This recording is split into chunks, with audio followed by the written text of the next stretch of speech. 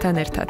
იყავი ინფორმირებული, რადგან შენი ჯანმრთელობა ყველაზე მნიშვნელოვანია. მომილოცავს. დღეს ვამარტია და უნდა შეგაწყვეტო. ხომ არ გეხმებოდათ რაიმე სურვილები ჩვენი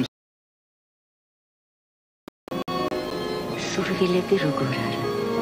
სათქმელი ალბათ ძალიან ბევრ ქალს აქვს. რაც შეეხება 8 მარტს, პირადად მე ამ დღეს ყოველთვის უსიამოვნო შეგრძნება მაქვს. მადლობთ ხალბატონო. მამაკაცებისათვის ქალების მიმართ დამოკიდებულება ყოველთვის არ ვამარტო უნდა იყოს. ქალების თვე, ქალების რადიოში.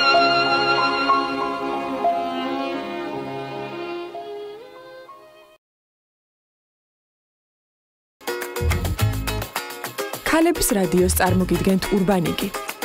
FM 93.1.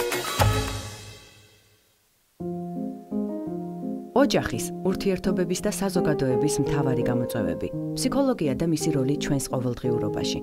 ერთად აღმოვაჩინოთ აღზრდის, განათლების და განვითარების გზები.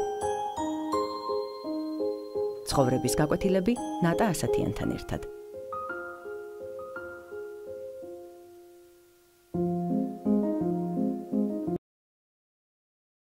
თქვენ უსმენთ ქალების რადიოს გადაცემას ცხოვრების გაკვეთილები და დღეს ვსაუბრობთ ერთ-ერთ მნიშვნელოვან თემაზე, ესე გამოდის ხოლმე დასაწყისში ხშირად ვამბობ ხოლმე რომ მნიშვნელოვან თემაზე ვსაუბრობთ დღეს, მაგრამ მართლაც ასე არაერთი მნიშვნელოვანი თემაა, განსაკუთრებით მშობლებისთვის, რაც გააზრებას, ახლიდან გადაფასებას და ცოდნის გაღრმავებას გულისხმობს და სწორედ ასეთი თემა შევარჩიეთ დღეს თქვენთვის, ჩვენი მაყურებლებისთვის, როგორია გაჯეტებთან ბავშვების ურთიერთობა, რა უნდა ვიცოდეთ, რამდენად მართლაც მავნეა ტელეფონები, ვირტუალური თამაშები, აუცილებელია, ამაზე ყველა ვთანხმდებით ყოველთვის, რომ მათ ცხოვრებაში გარკვეული დოზით ფიგურირებდეს ეს ყველაფერი, თუმცა აი დოზას აქვს სწორედ მთავარი მნიშვნელობა ამ შემთხვევაში და ამ და სხვა დეტალებზე დღეს ჩვენ გვესაუბრება ფსიქოლოგი, ფსიქოთერაპევტი ეკა ნინოშვილი, რომელიც უკვე ჩვენთან ერთად არის და დიდი მადლობა, რომ ჩვენთან ერთად ხართ ეკა და მოდი მართლაც დავიწყოთ აი ამ ერთ-ერთ ყველაზე პრობლემურ თემაზე ალბათ საუბარი, ხო? თუმცა მოდით ამით დავიწყოთ ჯერ ხშირად მოგმართავენ თუ არა ამ პრობლემით კონკრეტულად მშობლები? გაჯეტები არის ერთ-ერთი ჩვენი თანამედროვე ეპოქის გამოწვევა მშობლებისთვის. გამომდინარე იქიდან, რომ ბავშვების განვითარება ციფრულ ეპოქაში მიდის და განსხვავებულად მიდის, შესაბამისად ხშირად არის ხოლმე კონსულტაციისთვის მომართვა მშობლების მხრიდან რა გავაკეთოთ, ხო? როგორ მოვიქცეს, სად გადის ეს ოქროს ზღვარი, სადაც ჩემი შვილი არ დაზიანდება, მაგრამ არც ამ კრძალავი დიქტატორად არ ვიქცევი ჩემი შვილისთვის, ხო? რაც კიდევ უფრო დამაზიანებელი შეიძლება აღმოჩნდეს, ხო? მოდით აი მავნებლობაზე ველაპარაკოთ. ზოგადად რამდენად დროის გატარება ბავშვებისთვის? ნებისმიერი რამ და მათ შორის გაჯეტიც, როცა ურთიერთობს, ანუ განვითარებაზე რაც მოქმედებს, ხო ის ფაქტორები ზომიერება საჭიროებს, იმიტომ რომ ზედმეტი ყოველთვის რაღაცა ბალანსს არხევს და საზიანო ხდება. და ამისთვის არსებობს ძალიან ბევრი კვლევა ჩატარდა ამასთან დაკავშირებით, როგორ შევქმნათ ის ასაკობრივი გარემო და როგორ შევარჩიოთ ის ზომიერი მოხმარების დრო, რომ ბავშვისთვის ეს იყოს ჯანსაღი განვითარების ხელშემწყობი და არა დამაზიანებელი. და ძალიან ბევრი კვლევა არსებობს. პედიატრთა ასოციაციამ, მსოფლიო ჯანდაცვის ასოციაციამ შექმნა მთელი რიგი რეკომენდაციები ამაზე და აღმოჩნდა, რომ 2 წლამდე ასაკის ბავშვებისთვის საერთოდ არ არის რეკომენდებული გაჯეტების მოხმარება. რატომ ამაზე მე ვისაუბროთ, მაგრამ 2 წლიდან 5 წლამდე უკვე შეიძლება მცირე დოზით შემოვიტანოთ დაახლოებით დღე-ღამის განმავლობაში 1 საათი ოღონდ ციცის განაწილებულად და ფუნქციურად მშობლებთან ერთად. ანუ 2-დან 5 წლამდე დღე-ღამის განმავლობაში 1 საათი ისიც გადანაწილებული. ის შესაბამისი შინაარსებით დატვირთული. და მანამდე 2 წლამდე ასაკზე საერთოდ ყველათ არ ხვდება, რომ ბავშვის განვითარებისთვის ეს არის მხოლოდ საზიანო და არანაირი სარგებლის. და მოდით აი ამ ზიანის კომპონენტზეც ვილაპარაკოთ, ხო? ძალიან ხშირად თუნდაც ნეიროფსიქოლოგები, განვითარების ფსიქოლოგები გვეუბნებიან ხოლმე, რომ აი თუნდაც დაგვიანებული მეტყველება, დაგვიანებული კოგნიტური პროცესები ხშირად არის კავშირში ადრეული ასაკიდან ეკრანის მოხმარებაზე და თქვენი პრაქტიკიდან როგორია ეს დაკვირვება? კიდან დაკვირვება არამედ უკვე მეცნიერული კვლევებიც პირდაპირ კორელაციურ კავშირს ადასტურებს ამასთან და ნახეთ რატომ 2 წლამდე განსაკუთრებით საფრთხილო, იმიტომ რომ 2 წლამდე ასაკში ბავშვის ვითარდება ძალიან ინტენსიურად ბავშვის ტვინი, ახალი ნეირონული კავშირები უნდა ჩამოყალიბდეს და შესაბამისად ეს არის სენსო-მოტორული არსება. ანუ უნდა განვითარდეს მრავლობითი შეგრძნებებით და ბევრი უნდა იმოძრაოს.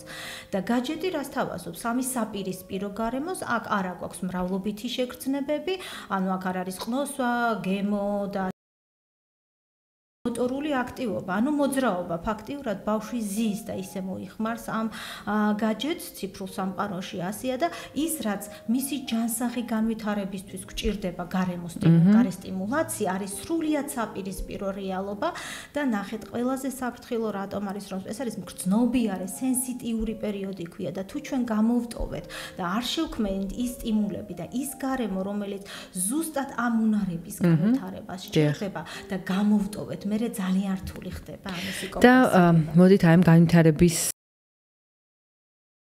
თქვენ ხშირად მოგყავთ ხოლმე დიმიტრი უზნაძის ვთქვათ მაგალითი და ციტირება.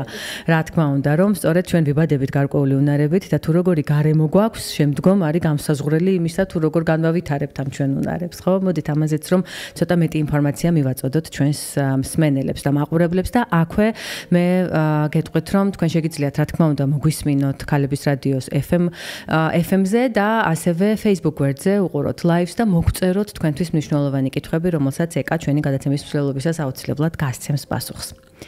ნახეთ ნატა თქვენ ახსენეთ და ეს არის კიდევ ერთ-ერთი ის მგრძნობიარე სენსიტიური პერიოდი, როდესაც ბავშვთან ვითარდება ენა მეტყველება. და ზუსტად ნამდვილი მეტყველობის ეტაპს ეძახიან ამას ხოლმე, როდესაც აი სიტყვა იძლევა სიმბოლურ ფუნქციას. და ამ ენა მეტყველების განვითარება სჭირდება ზუსტად ცოცხალი კომუნიკაცია, ცოცხალი ინტერაქცია. და ამ დროს, როდესაც ეს გარემო არ არის, ბუნებრივია, რომ ბავშვის მეტყველების განვითარება იქნება შეფერხებული. ზუსტად ასევე ნახეთ თუ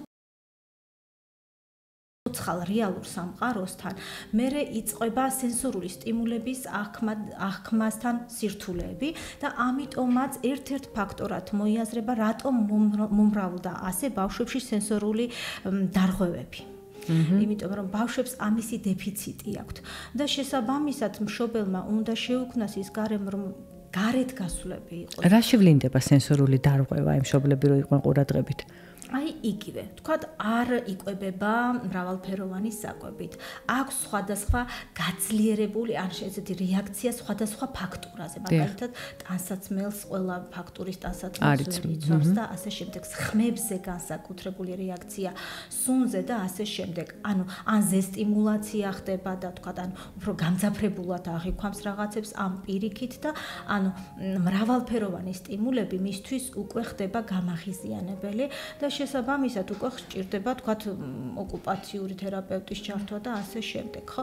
მაშინ, როდესაც თუ ბავშვს აი ეს ბუნებრივ გარემოსთან აქვს მრავლობითი კონტაქტები, მრავლობითი გემოებთან კონტაქტი, არის ხო ბუნებაში სიარული კარგი, რომ იქ გარდა იმისა, რომ შეიმეცნებს სამყაროს, ხო, მისი ეს უნარებიც ვითარდება და შეიგრძნობს პირდაპირ გაგებით ამ სიტყვის კონტაქტშია რეალობასთან, რეალურ სამყაროსთან, რაც მის ანუ ნახეთ კოგნიტური განვითარება პირდაპირ გადის აი ამ სენსორულ და მოტორულ განვითარებაზე, ხო, როცა გვინდა რომ ჭკვიანი შვილები გყავდეს, უნდა ვიზრუნოთ ამ ასაკში მათ რომ იხტუნონ ირბინონ, შეეხონ, დააგემოვნონ და ასე შემდეგ. კი, მხოლოდ უმაღლესი აქ ეყრება სწორედ საფუძველი. ესეთი კითხვაა ჩვენი მაყურებლისგან, მსმენელისგან. 2 წლინახევრის არის ჩემი შვილი, 3 თვეა რაც გაჯეტი შემოვიდა მის ცხოვრებაში, საუბარი ჯერ არ დაუწყია, გახდა აგრესიული, მიუხედავად იმისა, რომ მისი ასაკის შესაბამის მურთფილმებს უყურებსო და მეტზე წვდომა არ აქვს. რამდენად შეიძლება გაჯეტის ბრალი იყოს მისი ეს აგრესიულობა? როდესაც მე როგორც გავიგე თუ სწორად გავიგე, ანუ მეტყველების განვითარება ჯერჯერობით არ არის, დიახ, ამ შემთხვევაში. ხო. როდესაც ბავშვს არ აქვს ასაკში ამ დროს რეკომენდებულია რომ მიმართოს მეტყველების თერაპევტს რომ შეფასდეს რატომ ხდება იმიტომ რომ 2 წლის ასაკში ბავშვი უკვე 2-3 სიტყვიან წინა და მარტივ წინადადებას უნდა ამბობდეს და უნდა ქონდეს რაღაცა ლექსიკური მარაგი და ეს აგრესია შესაძლოა ამასთან იყოს არა მაშინ არის რატომ მოდის აგრესიული ქცევები იმიტომ რომ ბავშვებს აქვთ ანუ ჩვენ ყველას გვაქვს ჩვენი მოთხოვნილებები და გარემოს როცა მოთხოვნილებას ვუყენებ და ვერ რეაგირებს სწორად ეს გარემო ვერ ვაგებინებ რა მინდა ბუნებრივი რომ წამოვიდეს აგრესია, ხო? აი ეს ხშირად არის მეტყველების ფუნქცია რა არის, ხო, პრაგმატული მეტყველება, იმიტომ რომ მე გავაგებინო რა მჭირდება, რა მინდა კომუნიკაცია შევიდე და როცა ეს არ მაქვს ეს ინსტრუმენტი, ხო? შესაბამისად ბუნებრივია რომ შეიძლება არ მქონდეს ადეკვატური რეაგირება გარემოდან და ამან გამოიწვიოს ჩემი ბრაზი და აგრესია. თუმცა ამ შემთხვევაში ალბათ მეტყველების თერაპევტთან კონსულტაცია სასურველი იქნება, ხო? ეკა ისევ აი ამ სენსორული გზით მიღებული ინფორმაციის მნიშვნელობაზე რომ ვისაუბროთ და უკვე ჩვენი გადაცემის მეორე ნახევარი დავუთმოთ სრულად რეკომენდაციებს მშობლებისთვის. ასრებლად ასე ვთქვათ, ამას მინდა ხაზი გავუსვა. თუნდაც ის რომ ბავშვი როგორც კი კოვზის ჭერას ცოტათი მაინც იწყებს რომ თვითონ უნდა ჭამოს, ხო, თუნდაც რომ დაისვაროს თავიდან ბოლომდე და ახლიდან დასაბანი გახდეს ახალდაბანილი ბავშვი. აი ამას რამდენად დიდი მნიშვნელობა აქვს და ამგვარ დეტალებს, რა დეტალებშიც მთავარი გასაღები დევს სწორედ აი ამ თვალსაზრისით განვითარების ბავშვების. ამას კვება 2 კოვზი თქვია, ანუ 1 კოვზი ბავშვს, 1 კოვზი მშობელს და ეს არის ზუსტად ის, როდესაც ბავშვს ის რაც თვითონ შეუძლია აკეთოს, მივცეთ საშუალება რომ გააკეთოს თვითონ. ექსპერიმენტები ჩაატაროს, კონდეს ამ ექსპერიმენტული გამოცდილების შესაძლებლობები და აი ეს აკრძალვები იყოს ნაკლები. უსაფრთხოება უნდა შეუქმნათ, რა თქმა უნდა, მაგრამ უნდა მივცეთ გარკვეული არეალი იმისთვის, რომ მან შეძლოს ინიციატივის გამოჩენა და ბავშვი არის შემეცნებითი არსება. მას ცნობის მოყვარეობა და ინტერესი უბიძგებს რომ შეიმეცნოს სამყარო, შეიმეცნოს გარემო და ჩვენ თუ ხელს არ შევუშლით, მას თანდაყოლილი უნარი აქვს ამისი და ხშირად ჩვენ გაუცნობიერებლად რაღაც გარკვეულ ბარიერებს და რაღაც ჩარჩოში ვამყოფებთ, ხო? ვამყოფებთ ბავშვებს და ჩვენი ამ დროს ერთადერთი ფუნქცია არის ის, რომ ვასწავლოთ როგორ, ანუ მენტორობა გავუწიოთ და არა ვთქვათ დირექტივა და მენეჯმენტი მათ ცხოვრებას, იმიტომ რომ ნახეთ, ბავშვებმა უნდა ისწავლონ თვითრეგულაცია. არა გარედან კონტროლი, არამედ ის, რომ მივეხმაროთ თვითონ ისწავლონ რაღაც თავის ქმედებაზე კონტროლი და ეს როგორ არის, იცით, იგივე სიფრულ სივრცესთან მიმართებაში, აი თან მინდა აქცენტი გავაკეთო, რომ მიზანი მშობლის აკრძალვა და დოზირება კი არ უნდა იყოს. მშობლის მიზანი უნდა იყოს, როგორ ავუხსნა ისე, რომ გააცნობიეროს ამ ბავშვმა, რა იცით, რომ ის ამ ციფრულ სივრცეში თვითონ გახდეს სცენარის ავტორი და რეჟისორი და არა პასიური მომხმარებელი. ანუ რა ფუნქციას, რა ადგილს დაუთმობს აი ამ ტელეფონს თუ გაჯეტს. რა შინაარს შესცენს, ხო? დიახ და ეს უნდა ასწავლოს მშობელმა.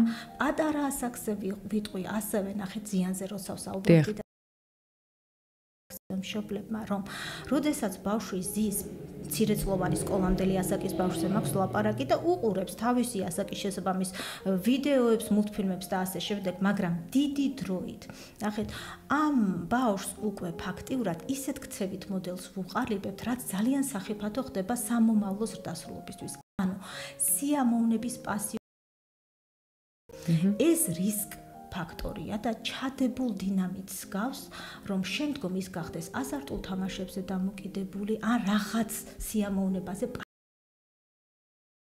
დამოკიდებული ადამიანი, იმიტომ რომ ეს ფუნდამენტში უკვე ესეთი ქცევითი პატერნი ჩაუდეთ, რომელსაც ხშირად ვერც კი ვაცნობიერებთ. და გრძელვადიანი შედეგი შეიძლება მოვიმკროთ. ისევე როგორც 3 წლამდე ასაკში ჯანსაღი მიჯაჭულობის ფორმირებას ვარღვევთ და როდესაც დეზორგანიზებული მიჯაჭულობა შეიძლება ჩამოყალიბდეს, ეს ასევე ზრდასრულ ასაკში ახდენს გავლენას ჩვენს წყვეთთან ურთიერთობაზე, მეგობრებთან, კოლეგებთან, ზოგადად ადამიანებთან ურთიერთობაზე. ხო, მთლიანად ურთიერთობის პატერნს გვიცვლის, არა?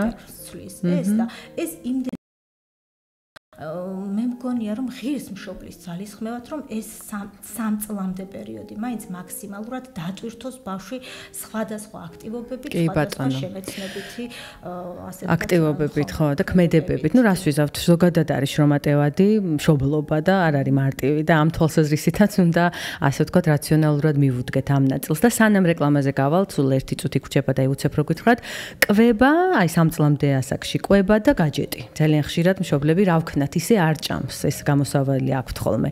აი ამგვარი, ასე ვთქვათ, დაწყვეტიან პერსპექტივაში, კვებით აშლილობებისკენ თუ მივდივართ და საერთოდ რა საფრთხე აქვს, როცა მომნელებელი სისტემა და რაღაცის ყურება არის დაწყვილებული. ეს არის სასარგებლო შეფუთვით როგორ დავაზიანო ჩემი შვილი. დაახლოებით აი ესეთი მარკეტინგული მიდგომა ხოლმე რომ ამას შეფუთვას უკეთებენ, სადაც არის უხარისხო პროდუქცია. არავითარ შემთხვევაში არ შეიძლება აი ამ კვების ფუნქციას ასე ვთქვათ ავარიდოთ, შეგრძნებებს ფაქტიურად საკუთარ მოთხოვნილებასთან ბლოკავთ და როდესაც საკუთარ თავთან, საკუთარ მოთხოვნილებებთან, შეგრძნებებთან მიმართებაში ბლოკი ედება ბავშვის განვითარებაში, ეს სერიოზულ სირთულეებს იწვევს და არავითარ შემთხვევაში უნდა იყოს ზუსტად განსაზღვრული წესები, რომ აი სწორედაც რომ კვების დროს არ შეიძლება გაჯეტი, ხო, ძილის წინ ამდენი საათი არ შეიძლება და ასე შემდეგ. კონკრეტული საზღვრები უნდა იქნოს და სხვათა შორის გაჯეტ დამოკიდებულება სწორედ იწვევს ხოლმე ბუნდოვანი საზღვრების და წესების არსებობა ოჯახში და თუ მე აი ამ ოჯახურ სისტემაზე და წესებზე და კი ბატონო. აი ამ ყველაფერზე ზუსტად რამდენიმე წუთში ვისაუბრებთ რეკლამის შემდეგ, ასევე შემოვიდა კითხვა, როგორ უნდა ავუხსნათ სწორად ბავშვს, რომ კომპიუტერული თამაშები სამომავლოდ საფრთხეს წარმოადგენს მისთვის. ერთი სიტყვით, მშობლებისთვის რეკომენდაციები გვაქვს და სულ რამდენიმე წუთში გაგიზიარებთ.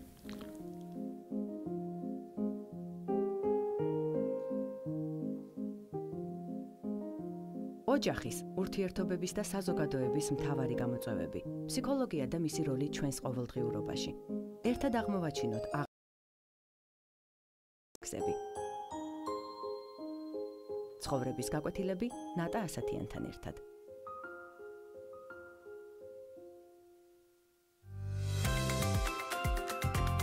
ქალების რადიო ურბანიკისგან. FM 93.1. რეკლამა ქალების რადიოზე. ურბანიკისგან ახალი მულტიფუნქციური ბიზნეს ცენტრი ინოფისი უზნაძეზე გთავაზობთ. საოფისე ფართები 20-დან 35,000 კვადრატი. 12,000 კვადრატული მეტრი. კვების ობიექტები, რეკრეაციული ზონა 8,000 კვადრატული მეტრი. 580 ავტომობილზე გათვლილი პარკინგი. ფართები როგორც ყიდვით, ასევე იჯარით. დაგვიკავშირდით 291 88 88. რეკლამა ქალების რადიოზე 291 88 88.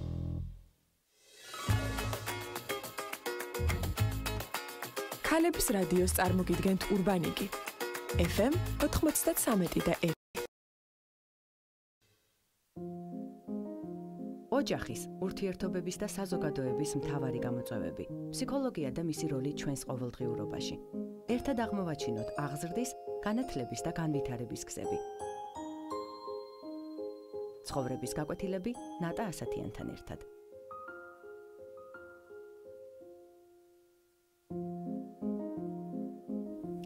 დავბრუნდით ეთერში, ვსაუბრობთ გაჯეტ დამოკიდებულებაზე და თუ როგორ დავძლიოთ ეს მდგომარეობა და რა რჩევები შეიძლება მივცეთ ჩვენს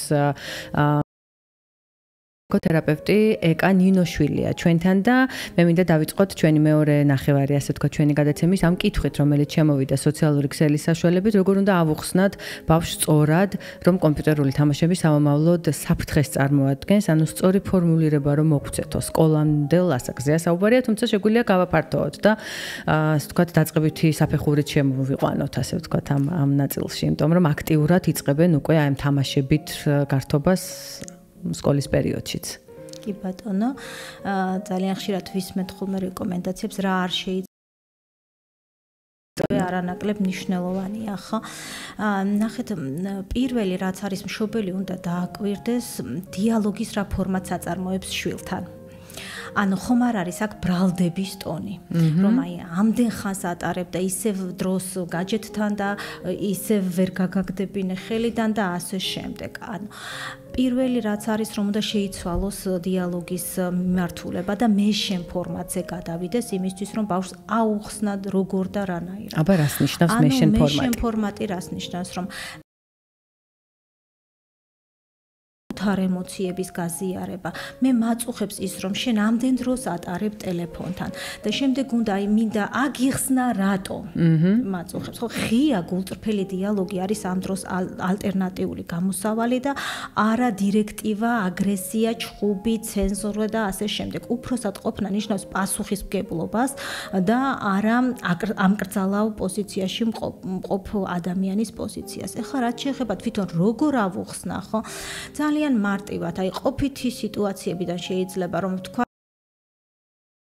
ძალიან მიმზიდველია შენთვის მე ვიცი ხვდები ისევე როგორც ტკბილეული მაგრამ სულ ტკბილეულით ხო არ ვიკვებებით ჩვენ და სულ ტკბილეულით ხომ ვერ გამოვიკვებებით რომ ვიყოთ ჯამრთალი ზუსტად ასევეა ეს ვიდეო თამაშები ხო რაღაც ზომა სჭირდება რაღაც დოზა სჭირდება ამიტომ მოდი იქნებ მოვილაპარაკოთ და შევთანხმდეთ იმ წესებზე რომელიც ორივესთვის იქნება სასარგებლო მე არ მინდა რომ წაგართვა ტელეფონი მაგრამ მე მინდა შენ ცხოვრებაში იყოს ტელეფონი როგორც სასიამოვნო, სასარგებლო და არა სასიანო და იქნება უკვე დიალოგით მიხედვით ხდება ხოლმე იმ გამოსავლის გზების პოვნა, რასაც მე წესები არეგულირებს მეტნაკლებად. და ეს გამოსავალი და ეს წესი თითოეულ შემთხვევაში ინდივიდუალურია. ხო, ეს არ არის რაღაცა მზა რეცეპტი, რომ თქვათ, რომ აი საათ ნახევარი მხოლოდ და მეტი არა. ეს მაინც ინდივიდუალურად აი ამ მოლაპარაკების შედეგად უნდა მივიდეთ აქამდე. კი ბატონო, რომ ეს პასუხისმგებლობაც იგრძნოს ერთგვარი ბავშვმაც, ხო, რომ ეს წესი მისიც არის, ხო? აი ეს არის მნიშვნელოვანი. მოხდეს აუცილებლად ამისით და ყველა ოჯახს უნდა კონდეს ის რაღაცნაირად იცით როგორ ეს არ არის იზოლირებული დინამიკაზე აისახება ხოლმე მე როდესაც ვაკვირდები ნახე თუ არის ოჯახში გაჯეთ დამოკიდებული ბავშვი ხო ოჯახის დინამიკა ესე იცვლება და გავლენას ახდენს ნახეთ ბრაზდება დედა შემდეგ გადადის შეტევაზე შვილთან შვილი მე საპასუხოდ ასევე აგრესიული ქცევით პასუხობს რაზეც კიდევ უფრო მეტი ზეწოლა და ნეგატივი მოდის და ფაქტიურად ურთიერთობის ძალიან უარყოფითი ციკლი იკვრება და აქ უკვე ნახეთ ოჯახის სისტემაში ხდება ასევე ტრიანგულაცია, გაჯეტი როგორც მესამე ობიექტი ართულებს ამ პროცესს და ფაქტიურად მოჯადოებული წრე იკვრება და თუ ამას კიდევ დაემატა ის რომ პარტნიორებს არ აქვთ ალიანსი ერთმანეთთან შეკრული, ეს ოჯახის სისტემას კიდევ უფრო უარესს და მთელი დინამიკა ირღვევა ოჯახის. ეს არ შეიძლება განვიხილოთ როგორც ცალკე ბავშვის რაღაცა გამოწვევა და პრობლემა იზოლაცია. ეს მთლიან ოჯახში ჰარმონიულ დინამიკაზე და ურთიერთობაზე აისახება, ხო? ამ შემთხვევაში მაშინ მთავარი წესი, პირველი წესი არის რომ მშობლები თუ აღმზრდელები, ვინც ერთ სიფრია ბაბუაც მათ შორის და სხვა ოჯახის წევრებიც შეჯერდნენ ჯერ თვითონ წესებზე შეთანხმდნენ რომ გაჯეტების საათები უნდა შემცირდეს და შემდეგ შემოიყვანონ უკვე დიალოგში და მოლაპარაკებაში ბავშვი, ხო, რომ ბავშვმა არ დაინახოს ორაზროვნება. კი ბატონო და ნახეთ აი მოდი ამას დავარქოთ ოჯახის ციფრული სივრცის ოჯახური კონსტიტუცია. აჰა, კი ბატონო.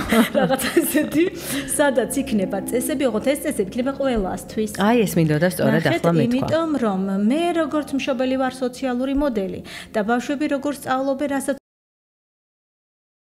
მაგრამ რასაც ხედავენ იმასაც, მაგრამ რასაც ხედავენ, ის ხშირად გადმოაქვთ ხოლმე ავტომატურად.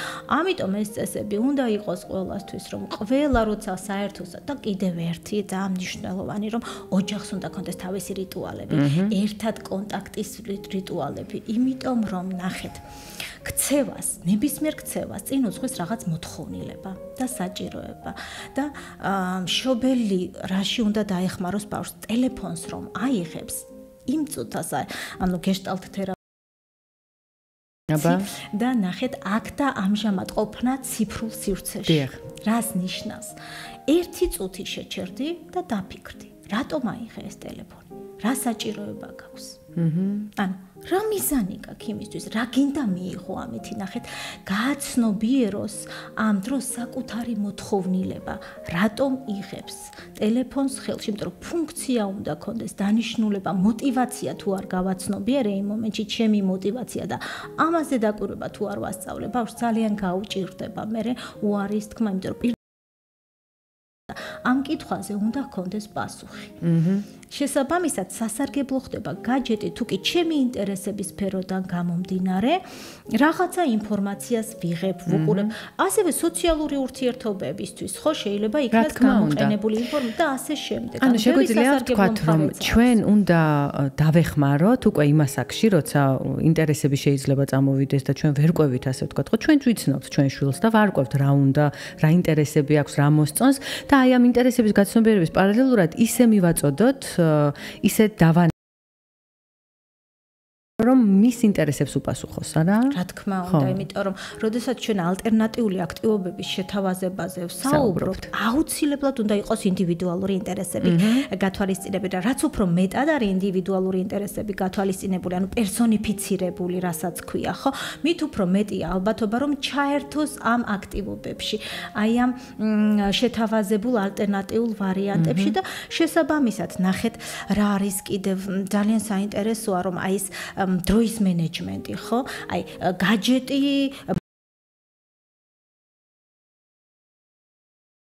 დრო, ანუ гаджеტი არ გვაკარგინებს დროს, ანუ ამისი გაცნობიერებაც და პასუხისმგებლობის აღებაც უნდა ასწავლოს მშობელმა ბავშვს, რომ მე გავაკეთე არჩევანი, რომ гаджеტს დავუთმო მეტი. კი ბატონო, კი, гаджеტის ბრალი ვერ იქნება. გადაბრალების მომენტი გვაქვს ხოლმე დასრულებსაც სხვათა შორის და მით უმეტეს ახლა ბავშვებთან არის ეს მომენტი და საზღვრები.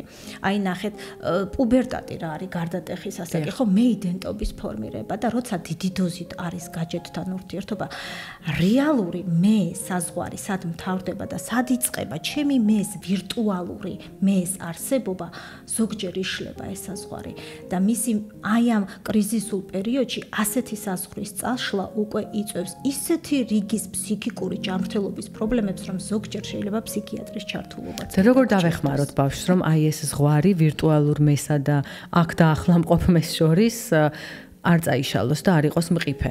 აი ზუსტად მაგით. მე მგონი ეს დასრულებსაც გვიჭირს რიგ შემთხვევებში ამ საზღვრის ძალიან კაფეოდ დანახვა, არა? ხო, სად მთავრდები მე ვირტუალურ სივრცეში, ხო, აი ამ საზღვრის გავლება. ნახეთ, მნიშვნელოვანია ზუსტად ის, რომ გავაცნობი, რომ ეხლა ამ მომენტში მე რა საჭიროებას ვიკმაყოფილებ. ანუ გავემიჯნო იმ სივრცეს, რომელშიც უნდა შევიდე. ცოტა ხანს დაპაუზდე, ასე ვთქვათ, ამ მომენტში და შემდეგ უკვე გარკვეული დროით ვიცოდე, რა დროით ვიწყებ ამ სივრცეში ჩემს არსებობას და ანუ ჩემს ინტერესების დაკმაყოფილებას. თუმცა აი აქ რო იყოს პასუხი ბავშვის მხრიდან და ჩვენი მხრიდანაც პრინციპში, რომ სიამოვნებს ვიღებ. ამ შემთხვევაში რას ვაკეთებთ? ნახეთ, სიამოვნებას ვიღებ და სწორედ ამიტომაც არის ხოლმე მე მუდმივი დაუსრულებელი გეშტალტები. კიდევ 5 წუთი, კიდევ 10 წუთი, აი ცოტა დრო, კიდევ ცოტა დრო და ნახეთ, ეს მუდმივი სკროლვა, მუდმივი პროცესში ყოფნა, ხო, ვერასოდეს ვერ სრულდება ეს და აი ეს უსასრულობა მე და ეს მუდმივი დაუსრულებელი პროცესები იწვევს შფოთვას, იწვევს სხვადასხვა დაჭიმულობას, სტრესულ სიტუაციაში ამყოფებს ფსიქიკას, ორგანიზმს და ასე შემდეგ და ძალიან სახიფათოა. ამიტომ ნახეთ არის კითხვა კიდევ რა მაძლევს სიამოვნებას?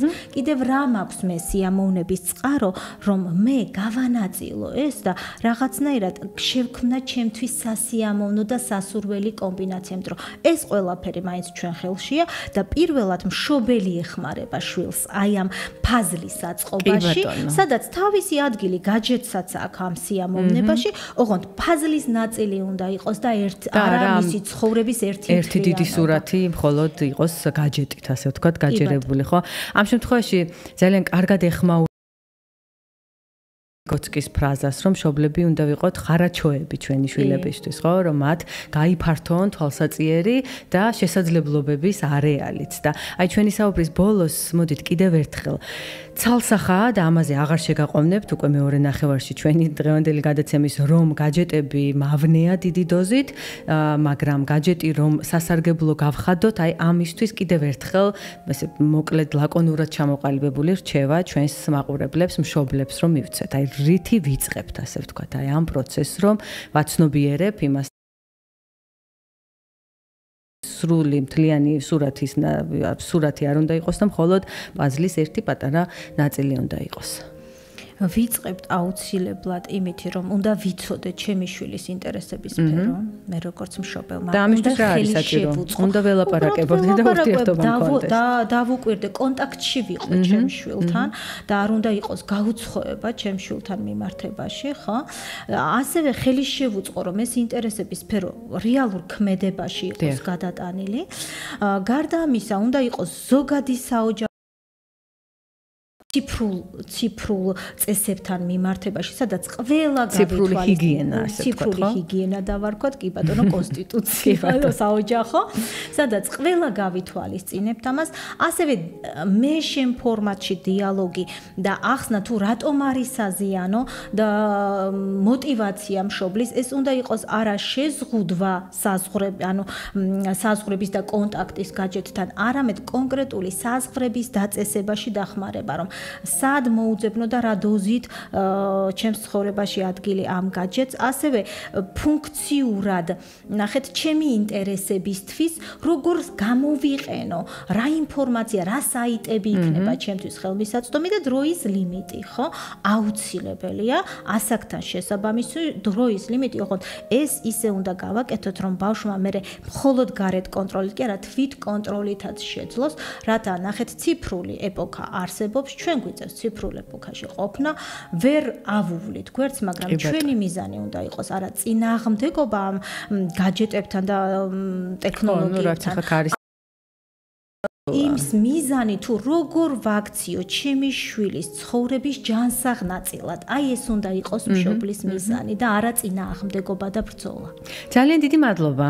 მე მგონი ძალიან ბევრი კონკრეტული რჩევა და ნაბიჯი მოვისმინეთ თქვენგან რა უნდა გავაკეთოთ და რთულია, მაგრამ ამის მიყოლა, შესრულება ისევ ჩვენი შვილების უკეთესი მომავლისთვის, ბედნიერი ცხოვრებისთვის აუცილებელია ნამდვილად და ერთ დავამატებ ჩემი მხრიდან, რომ აი ამ ყველაფერს რეალურად აკრძალვაც არ ქვია, ეს არის ზრუნვა და თუ ამგვარად მივუდგებით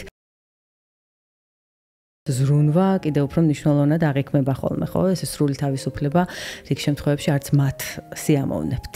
ძალიან დიდი მადლობა, ყოველთვის ისეთი შედეგიანია ხოლმე და სავსე რჩევებით თქვენთან ურთიერთობა და მადლობა. ჩვენ კი ზუსტად ერთი კვირით გემშვიდობებით.